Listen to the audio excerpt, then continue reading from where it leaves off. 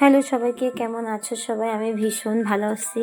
আশা করি তোমরা সবাই খুব খুব ভালো আছো। দেখো আমার মেয়ে তো হাই হাই বলেই যাচ্ছে।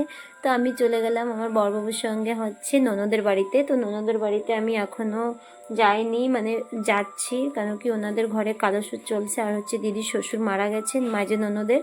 তো ওই দিদির শ্বশুর মারা গেছে, তো আমি এখনও যাইনি। সবাই গেছে, তো ভাবলাম কি চলো আজকে যাই। তো 3-4 দিন হয়ে গেছে আর কি মারা গেছে। তো আমি এখন যাচ্ছি। তো দেখো রাস্তায় কত সুন্দর গরু নিয়ে যাচ্ছে, আমার ভীষণ ভালো লাগলো। তো আমি এগুলো ভিডিও করলাম।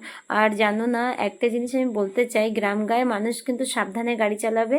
কেন কি এখন গরুর জন্য অনেক অ্যাক্সিডেন্ট হচ্ছে। আমি ওর জন্য সবসময় বলি একটু সাবধানে সবাই থাকো, ভালো থাকবা। তারপরে চলে গেলাম। তো দেখতেই পাচ্ছি ওটা রাইস মিল, কত সুন্দর, আমাদের এখানেই আছে। তো দেখো ফাইনালি ননদের ঘরে চলে আসলাম।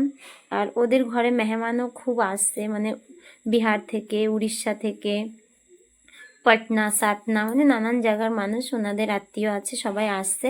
তো আসার পরে দেখতেই পাচ্ছি এত পরিমাণে বৃষ্টি, একদম কমেনি। তো এই কালো সূর্যের ভিতরে বলো, ওরা তো এমনি মানে বাচ্চারা কি খাবে, তো আমাকে বলছে মামি একটু পরাঠা করে দাও। তো আমি আলু সিদ্ধ করে আর কি, লঙ্কা তো তেলের উপর দিতে পারবো না, লঙ্কাগুলো কোনো রকম পুড়িয়ে আর কি ওদের পরাঠা করে দেবো ঘি দিয়ে। তো আমি সেজন্য বসে পড়লাম। আর লাইট গেছে, তো আসেই নেই। তো ভাবলাম কি চলো মোবাইলটা চার্জ করে আসি।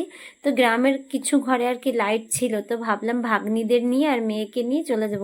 তো দেখো সারা জায়গা আর কি রাস্তায় পুরো জল জমা। আর আমি তো শাড়ি কাছায় হাঁটছি, কেন কি রাস্তা দিয়ে হাঁটতে গেলে শাড়ি পুরো অলরেডি ভিজা যাবে।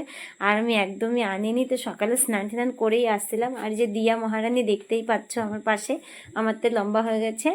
আর দেখো চারিপাশটা দেখো, এত পরিমাণে বৃষ্টি হয়েছে, চারিদিকে পুরো কাদা কেচড়, ভালো লাগে না, তবু আসছি। মানে এখন যাচ্ছি আমি দিয়াদের বাড়িতে।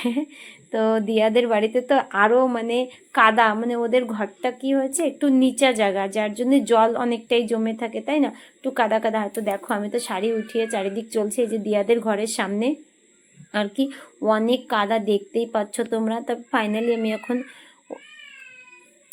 ওদের ঘরে এখন পৌঁছে যাব। তো দেখতেই পাচ্ছ এই যে দিদিদের ঘরের সামনে। আর দেখো কত কাদা, বাবারে বাবা, মানে অসম্ভব কাদা। তো এই যে ওদের ঘরের ভিতরে চলে আসলাম। আসার পরে দেখো একটা ম্যাজিক দেখাচ্ছি।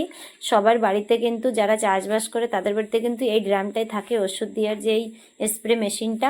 তো এটার সঙ্গে একটা চার্জার লাইট ফিটিং করে দিয়েছে, যখন কারেন্ট না থাকে এমার্জেন্সি এটাই কাজ চলে যায়। গ্রামগার বাড়িতে কিন্তু ভালো ভালো জিনিস দেখতে পাওয়া যায়।